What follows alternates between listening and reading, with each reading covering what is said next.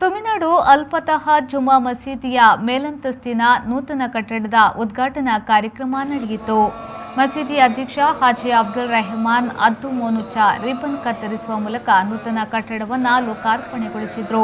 ಬಳಿಕ ಸಿರಾಜುಲ್ ಇನಾಮ್ ಮದ್ರಸಾ ಸದರ್ ಅಬ್ದುಲ್ ರೌಫ್ ಫೈಜಿ ಪ್ರಾರ್ಥನೆಯನ್ನ ನೆರವೇರಿಸಿದರು. ಮಸೀದಿಯ ಖತೀಬ್ ಅಬ್ದುಲ್ ರೆಹಮಾನ್ ಹರ್ಷಾದಿ ಮೌಲೂದ್ ಪಾರಾಯಣಕ್ಕೆ ನೇತೃತ್ವವನ್ನು ನೀಡಿದರು.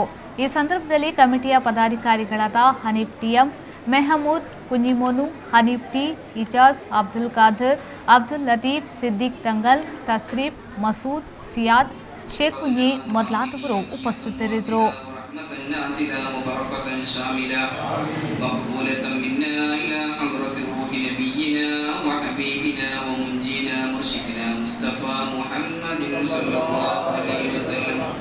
وإلى الله جميع الأنبياء والأولياء